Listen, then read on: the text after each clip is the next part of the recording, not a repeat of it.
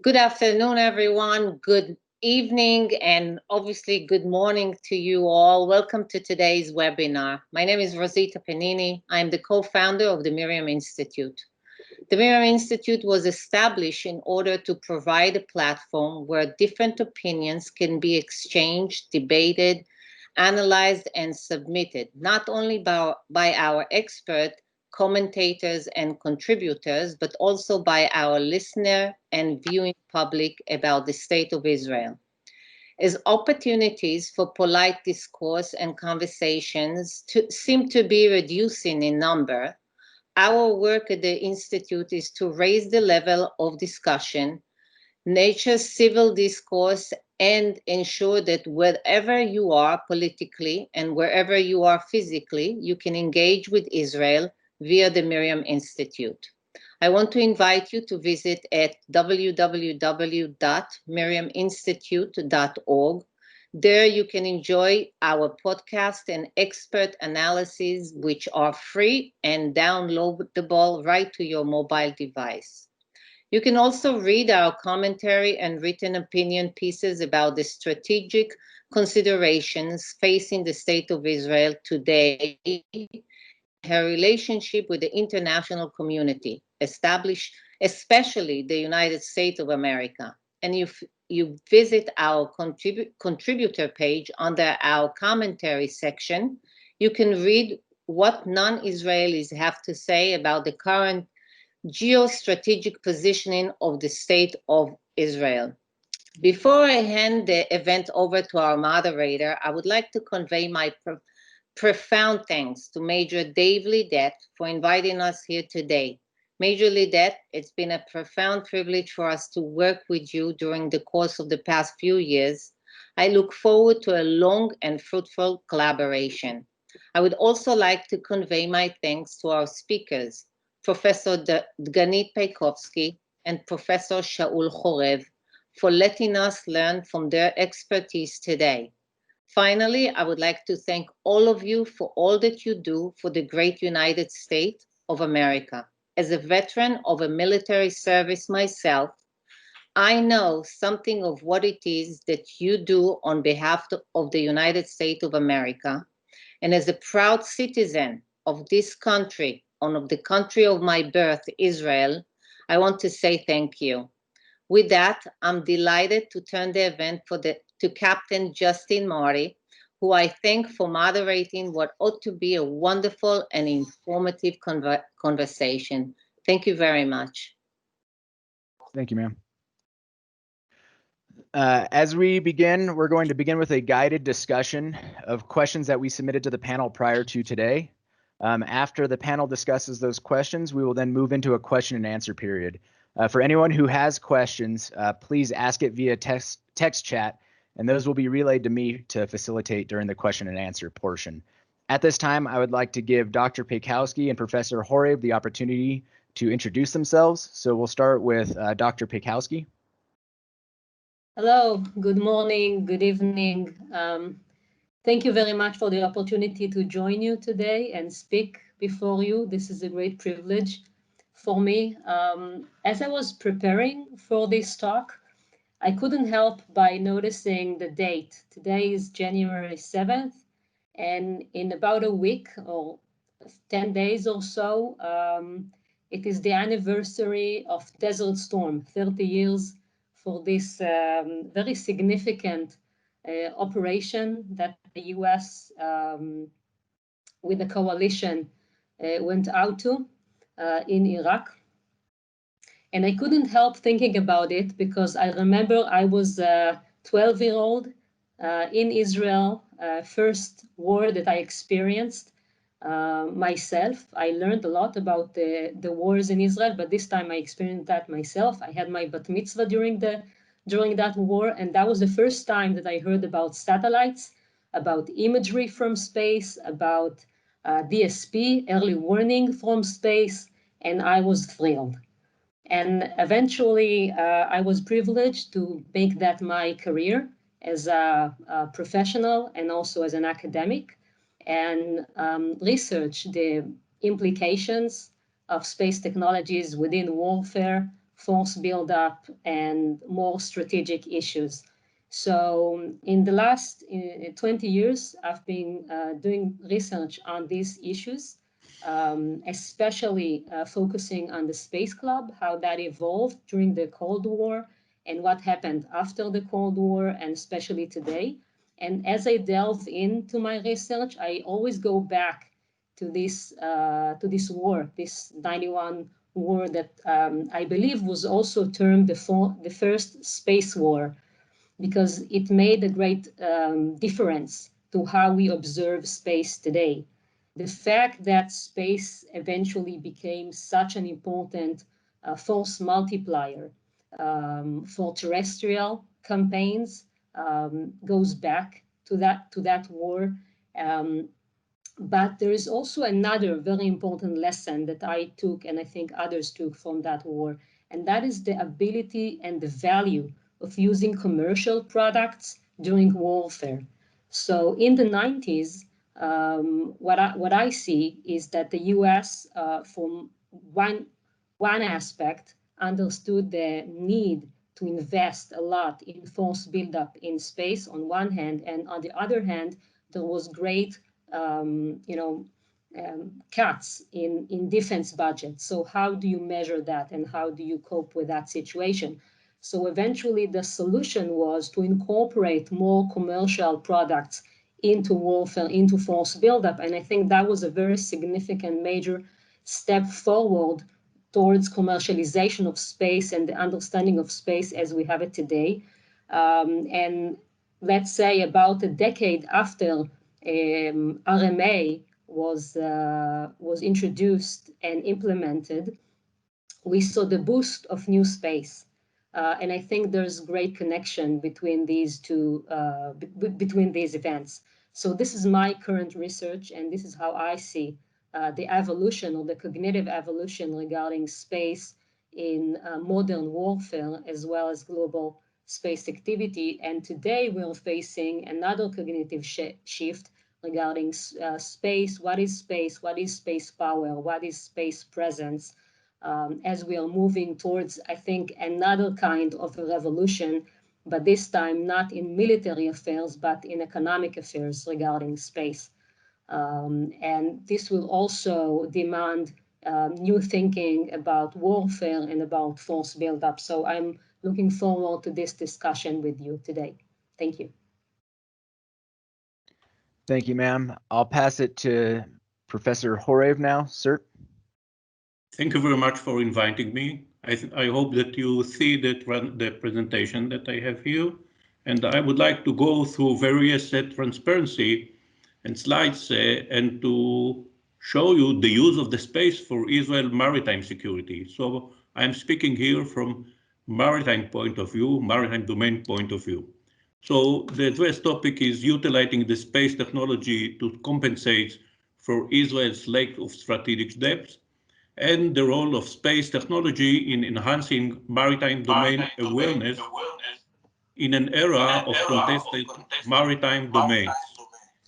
You can see the definition and maritime domain awareness, and I think that it encompasses a lot of say areas and things, and I would like to concentrate on maritime security and maritime surveillance as an integral part of maritime security.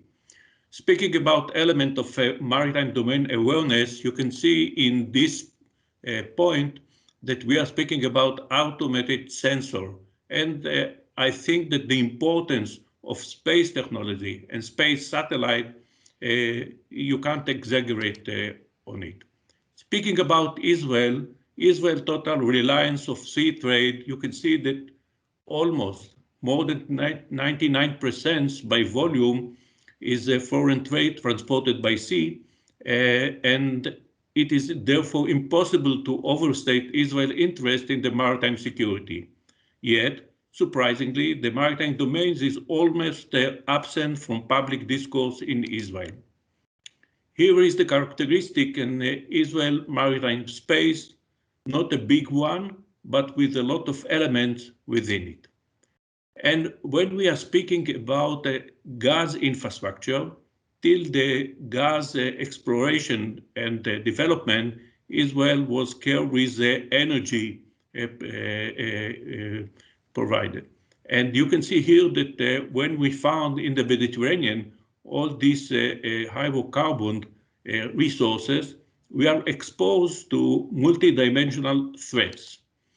And in order to secure it, we think that we have to prevention of the assaults, active protection of vital installation like the Iron Dome, redundancy, and the event of damage to the facilities, mitigation and caution of the event, and minimizing the expected damages. Professor, Professor, Yes. we don't see you didn't share your screen with us, and I'm sorry to disturb. Okay, so let's try it again. Screen, I'm sorry. Let's try it again. And if you are not able to share, that's fine. We can just continue. Now you can see it? No, we just see your name. Yes. You see it or not? Yes. Okay. So I'm speaking here about the Mediterranean Sea and especially about the Eastern Mediterranean. And when I'm speaking about the Eastern Mediterranean, we have the possibility to see what the space technology can assist Israel. And you can see the various satellites when we are speaking about radar, SIGINT, AIS, and optic. And I think that all of them can support us in this mission that I try to describe when I speak about maritime domain awareness. So maritime surveillance, you can see by the satellites that we can have all the data of the ships which are operating near our coast with this support. To conclude, I think that the use of space for maritime security and defense is spreading with a growing number of national assets available. And among the vast number of existing maritime surveillance systems, most of them rely already, at least partly, on satellite technology that I demonstrated.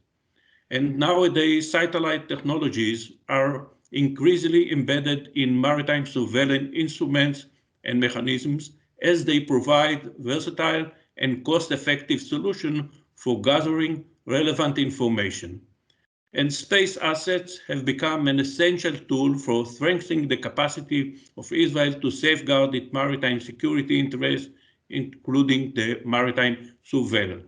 So summing up, I am very happy to participate here, and I try to present the point of view for the maritime domain and how space technology can assist the maritime domain in the mission of securing it, surveillance, and all such things.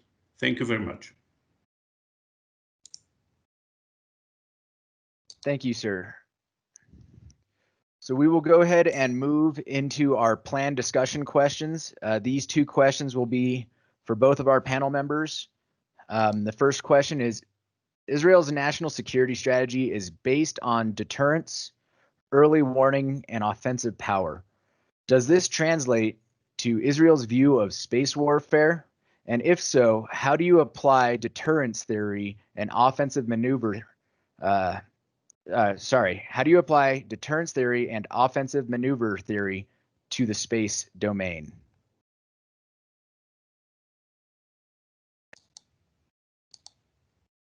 Okay, may I be first? You can. Yes, please. Okay, so you are very much right in the way that you describe Israel's national security strategy. And actually, this is the primary motivation that led Israel in the first place to go into space and develop space capability. That was the need for intelligence, as well as early warning capabilities. And as of the early 80s, which is the early beginning of the Israel military space program, it is very much focused at developing these kind of capabilities. So Israel is not doing the, let's say, the whole spectrum of space capabilities. It is very much focused at niche capabilities, at niche technologies such as Earth observation, remote sensing, communications, as well as launch into LEO. And because it is very much focused, it could develop such quality in terms of its products as well as infrastructures. And for Israel, the presence in space provides a strategic depth. Israel is not only a very small country, but it also has very narrow borders.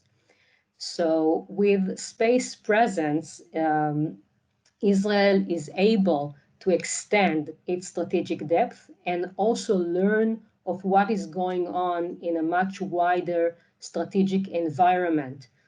Israel's security considerations and security interests go way beyond its neighboring countries. So with the ability to be present in space, Israel can learn much more about what is going on in these countries, about capabilities, somewhat about intentions, and operate accordingly. I would like to add or supplement to what Dganit mentioned, and to start with speaking about our 4 pillars of our defense security, because some of the students sent to me what Ben Gurion pillars were or what Ben Gurion doctrine. And I think that now today we have the military power, the economic power, political power, and social and spiritual power. And as we see, we don't have an immediate enemy in the countries surrounding us. While the peace agreement with Egypt and Jordan, and currently with the Abraham Accord with other countries, I think that the immediate danger from our neighboring country is diminished. And we have to speak about nuclear armed enemies as the most, let's say, dangerous threat to Israel. And it's not from the what we call the immediate countries, it's from the second or the third circle, like Iran. And we know that Iran is the immediate one. And as Ganit mentioned, I think that the space technology allow us to try and to evaluate the activities, the threat, when you are speaking about places, sites that the Iranian might enrich their uranium for the nuclear bomb. And it's an underground facility like in Fordo. When you have a good space technology and good space capabilities, you can see what are the changes in the areas around it, and the intelligence can use it to assess what they are building there and to concentrate in it. So I think that this is one issue that is coming with the threat that we have, and this is the major threat, as our Prime Minister mentioned, nuclear arms enemies, which of course are the greatest threat among these. And beside it, as Ganit mentioned, there are other facilities that we can use in this domain, but I think that the satellite technology provide Israel with the intelligence it needs to evaluate in the third circle from Israel, more than 1,000 kilometers, what is happening there without sending any airplane or other facilities there. Thank you.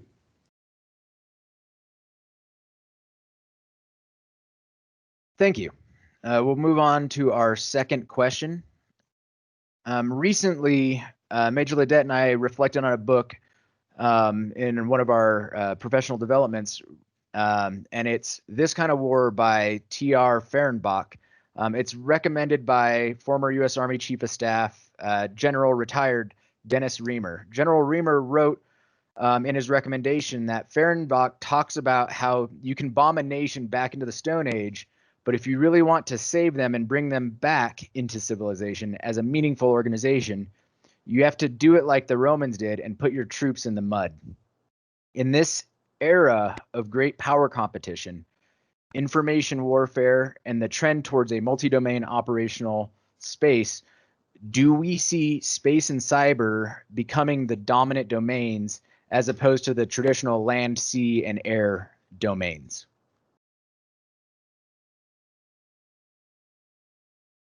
So what exactly are you implying in your question?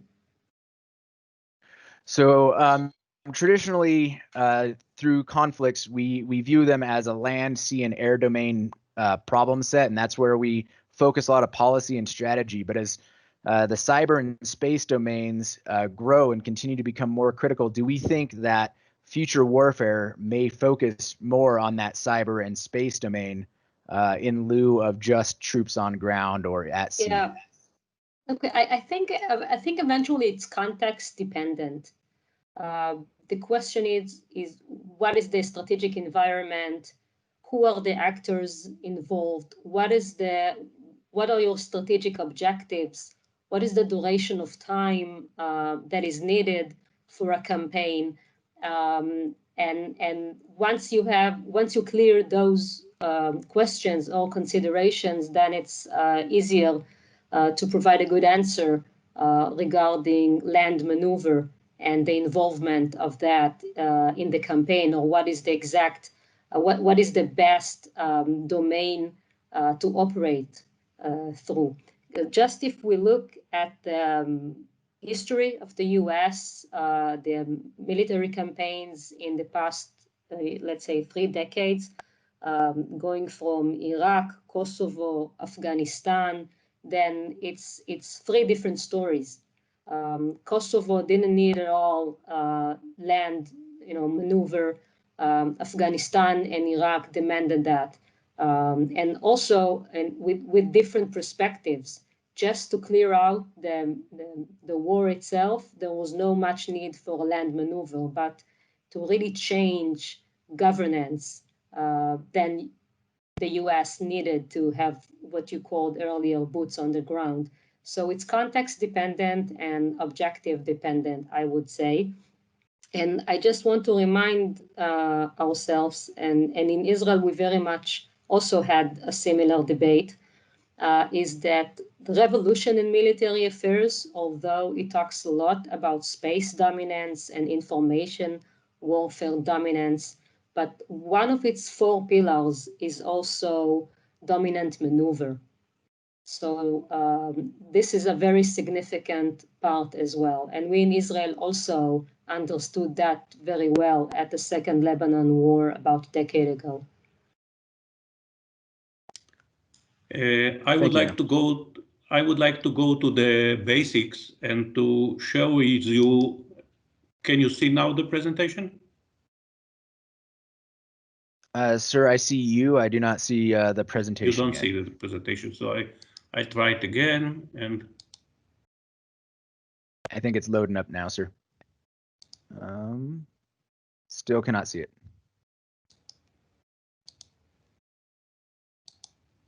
can you see it now? Never mind. Okay. When I try to answer the question, when we are speaking, we have to deal what are the political objectives of the war.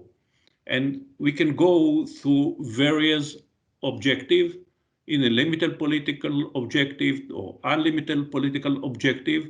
And I wouldn't like to be definite in my answer because I think, as Ganit mentioned, that it depends. But when you have the space capabilities, it can give you another dimension.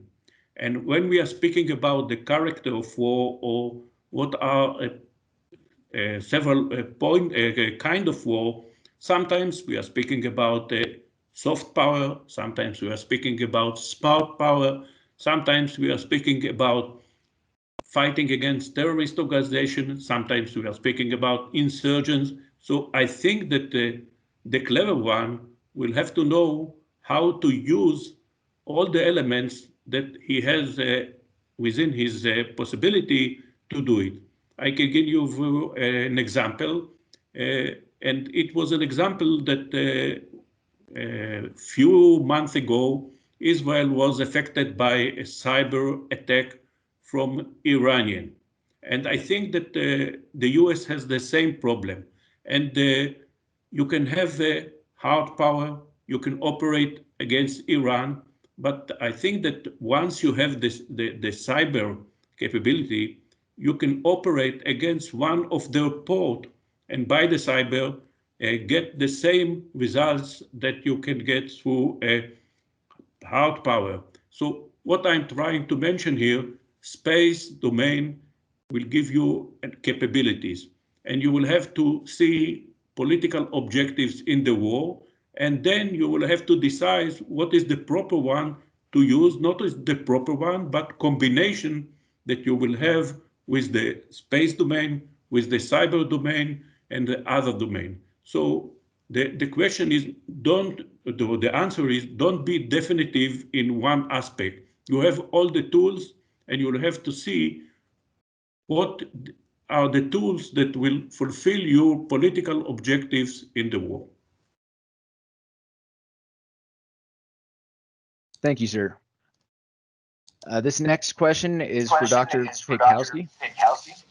Yes. Does the Space Club present another opportunity for Thucydides' trap? In other words, the established Space Club members may perceive other nation states who seek to join the club as rising powers and subsequently perceive them as a national security threat. Alternatively, you present an interesting argument and reference in your book that space-based assets were actually a stabilizing force during the Cold War. Could this be the case in today's context? Well, again, my answer to you will be that it's context dependent, I assume. And it has a lot to do with the space diplomacy and the way we perceive space and the way we perceive space power within this context of diplomacy. Let me explain a bit about what I mean as a stabilizing force during the Cold War, and then we can extract some lessons perhaps for today. So in the Cold War, space served as a stabilizing force in two aspects or two dimensions. From the security perspective, the use of space imagery, satellites for remote sensing, allowed greater verification, greater intelligence over one another, which eventually, with the right space diplomacy, led to confidence building measures between the superpowers and allowed more stabilizing, let's say, nuclear diplomacy as well. From the civil space activity perspective, then the race for space was used in a way as a proxy channel between the two superpowers to channel their competition to a much more, let's say, peaceful activity or at least non-aggressive activity, which was very visible. And so supremacy or the competition for supremacy was laid out in a very good arena. So the question, how does that play today?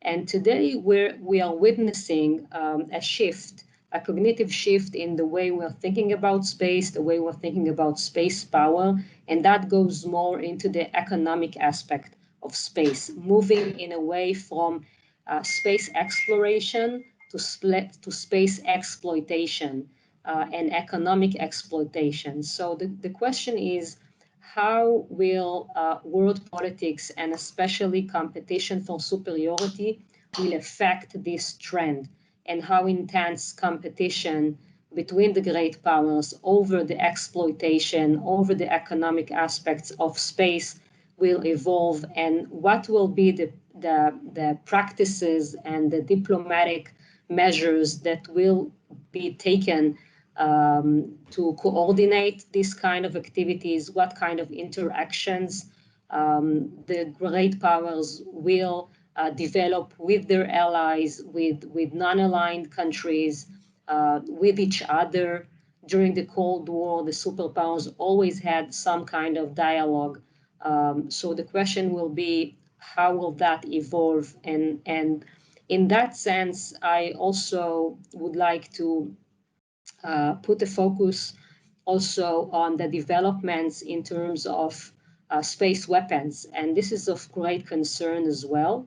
But I would like to offer a perspective about ASAT as maybe turning to be a stabilizing force in the future, because as we are witnessing the development of a norm regarding space debris, and not causing much of a debris, then ASAT is becoming much more from an actual weapon to a weapon of deterrence. And if we will have more actors from the democratic world that will be members of a future ASAT space club, then maybe ASAT will be able to provide a stabilizing force as we go along. This is a bit futuristic, but it's not that long distance. Thank you, ma'am. Next question is for Professor Horev. Do you believe the nature of war, the violent contest of wills, or the extension of policy by other means has changed? Your recent article, The Evolving Nature of War, argues that in today's era, the goal of war is to change an adversary's behavior without defeating its military forces. It is no longer violent. Furthermore, you argue that war has become more informationalized and that Western military planners should incorporate information warfare into its plans, exercises, and operations. Do you agree that the nature of war hasn't changed, but rather nation states and other actors are choosing to pursue their national interests or objectives through a variety of different means, namely informational means? This is not a change or an evolution per se, but rather it is an attempt by nations to rely more on diplomatic, informational, and economic power as opposed to military power. Thank you very much for the question. And I would like to go back to Clausewitz. And what Clausewitz mentioned in his book on war is that we want to show how every age has its own kind of war, its own limited conditions, and its own peculiar condition. Each period, therefore, would have had its own theory of war. So that's what Clausewitz mentioned, and I would like to mention that when we are speaking, we have to differ between the nature of war and the character of war. So the nature of war remain, it's violent between the states and terrorists, between the states and states, but I think that you are right. And when we are speaking about a war on terrorism, or war on insurgent, or a war, we have to understand that in the 21st century, it's a revolution of information technology and globalization, and the age of diversity, transparency, and connectivity. So when we have to see the axis of the war and to speak about axis of transparency and the axis of when we are speaking about low and high connectivity, we have to understand that the main characteristic of war is becoming in the communication space. So when characteristics are for warfare to image warfare, we are speaking about theater of terror or insurgents, actors, spectators, camera as a weapon, and we in Israel, sometimes we face what is happening. For instance, we have the Avi Marmara, the Turkish ship that tried to penetrate to Gaza Strip. And once it was used, the picture by the media, we lost the game. because the theater of terror and the actors and the spectators and the camera brought to all around the world what is going on here. So we have here what I call reverse asymmetry, change in the ratio of weak and strong, and the formation of new dimension of a cyber space, all is influencing the character of war and what the information or informatization of our era bring into such a war. So basically, the nature of war is stay violent and all such a thing. The character of war is changing a lot. And when we are speaking in the character of war, in the information globalization, transparency, not only the party who succeed in the war is demonstrating as the succeeding one, because sometimes the weak one using the information, doing how to manipulate it, can get a better position by using it.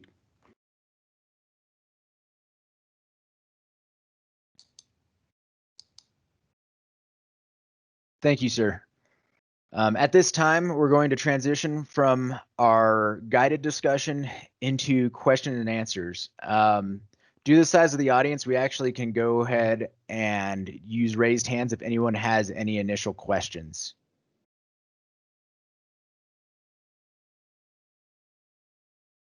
Okay. One of the questions we had submitted was unclassified media sources reported that Iran is building a space program using the Simorgh space launch vehicle, whose rocket has the same ability as an ICBM. How concerned should the world community be with this type of development?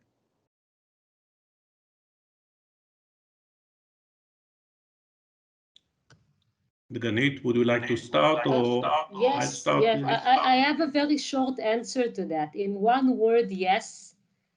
And if I have to say a few other words on the issue, then I think that if the world is concerned with irresponsible actors having this kind of capabilities and other capabilities that are that come with it, then yes, this is of great concern. I would like to attach another point of view. I think that the Iran space program and the wall between what we call peaceful purpose and what is not peaceful purpose is very limited. Because when you are speaking about a space program and you have the delivery system, such a delivery system, you can use it for space and you can use it for carrying what we call the weapon, the nuclear weapon. So when when we see the space program of the Iranian, we should also consider what are their capability to have the delivery system to take the weapon or the weapon technology with it. And we have to be very concerned about it because it's shorten the path to having the delivery system for a nuclear system. So when the Security Council have some kind of resolution, and I think that Israel is insisting that it would be imposed on Iran, not only what they call the comprehensive plan, joint plan for the nuclear weapon, but also their ballistic missiles. We think that ballistic missile is a threat. And if you want to short the way to have such delivery system, you can do it through a space program. So from Israel point of view, we could be very cautious when evaluating Iran program, even though they call it a space program and it's giving them a very good capability to demonstrate it. And once you are controlling such a technology, you can use this technology for delivery system for a nuclear weapon.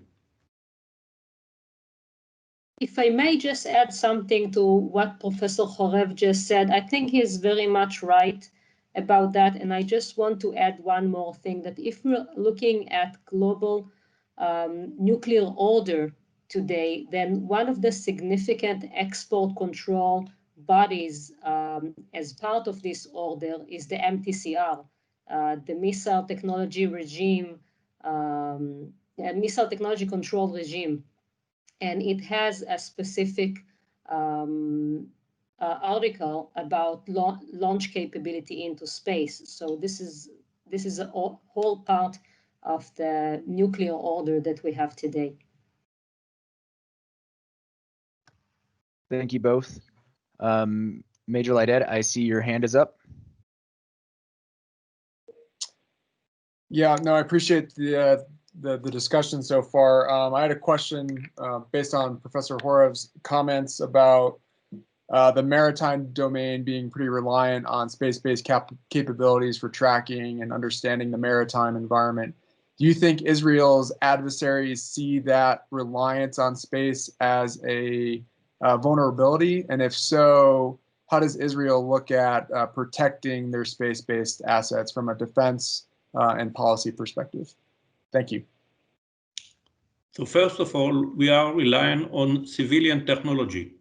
When we are speaking about AIW, according to the International Maritime Organization, each one of the vessels will have to transmit its position continuously. And if you have such a picture, it's very good that it's not belong to Israel. So one of the pillars that you can rely on is civilian communication. And I think that there are also some high-tech company in Israel who are trying to evaluate why and when ships are shut off or shut down, the system that it gives them some kind of suspicions that they are dealing with unauthorized activity. So when we are speaking about relying on the AIW, and I present the transparency before it, I think that it's not belong to Israel. The other things that I think that we can use it via the LRMP, Long Range Marine Patrol, or space technology, is to use the SAR capability or to use the optic capability if one target is suspicious. Because if a target is suspicious by its course, by other elements, then you will have to use the other technologies, that namely the SAR technology or the optic technology. And if you have other elements that you would like to investigate, then you can intercept it by a boat, a patrol boat, or by aircraft in order to do. So the privilege that we have, and we can use civilian systems to our maritime surveillance, I think that each country has. Basically, I think that it started in the US, maritime domain awareness.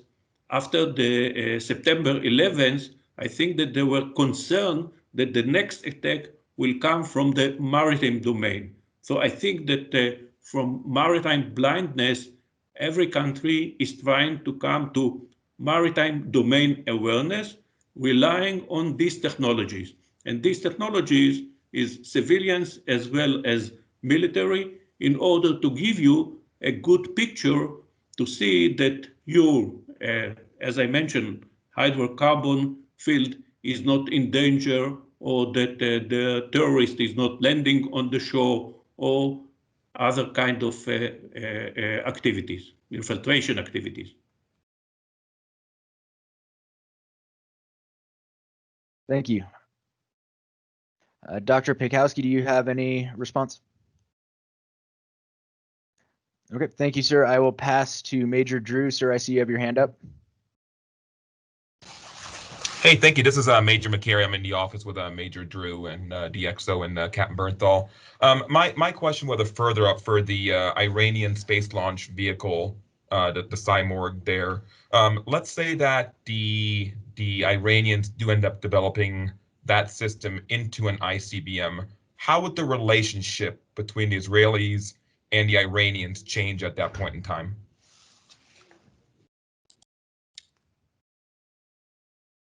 Ganit, would you like to start or I start? First of all, I think that the threat is more to European and other countries than to Israel, because with their Scud capabilities, and you know that Israel is the distance between Israel and Iran is about 1,500 kilometers.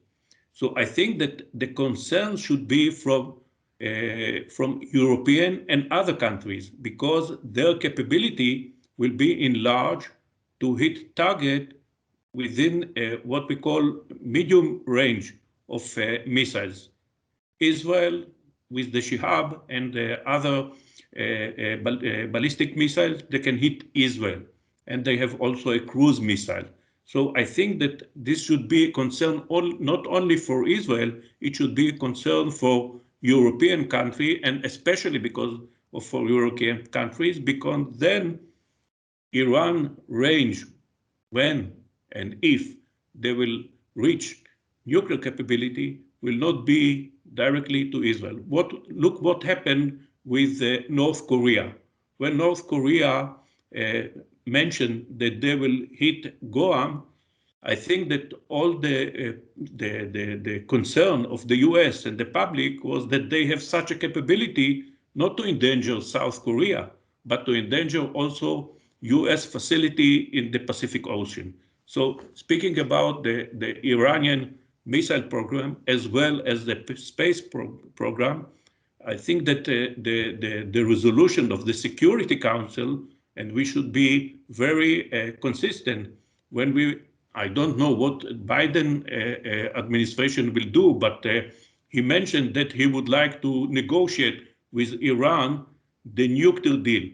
And we said it's not only the nuclear deal, you will have to negotiate also the missile. And there is a Security Council resolution because missile is very attached to the nuclear program. And when we are speaking about space or missiles that enlarge their capability, we should be very concerned about it. Thank you, sir. Dr. Pikowski? I couldn't agree more. I just would like to add another perspective, and that is that this should be a concern of every spacefaring nation that has a significant number of satellites orbiting space, because this kind of capability could be targeted or used also to be launched into space and eventually cause a lot of damage within the space domain. So this is another thing to consider.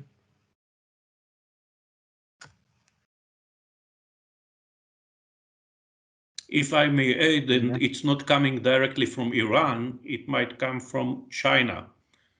Look how was the US concerned when China demonstrated using a laser to blind or to harm a satellite in their orbit. And the US immediately tried with the SM-4 surface-to-air missile to demonstrate that they can do the same. So I think that trying to weigh all this possibility and space governing is becoming a big element in the decisions when you are dealing with ranges, capabilities, anti-satellite capabilities.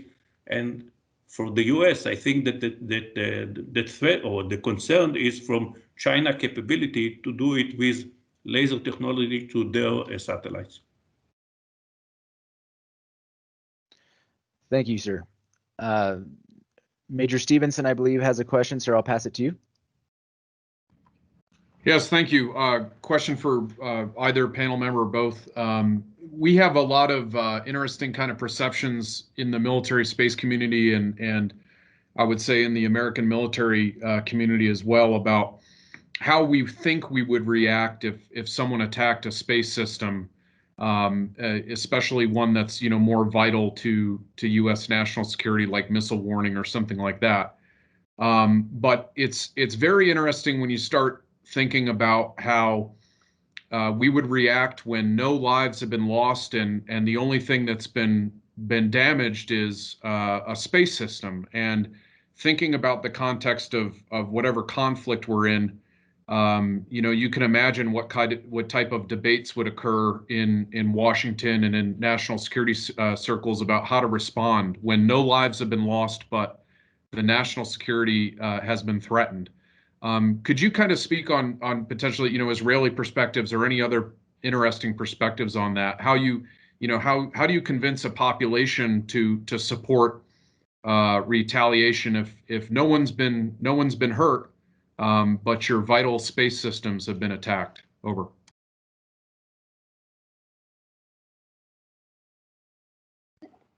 This is a very good question, and thank you very much for asking that.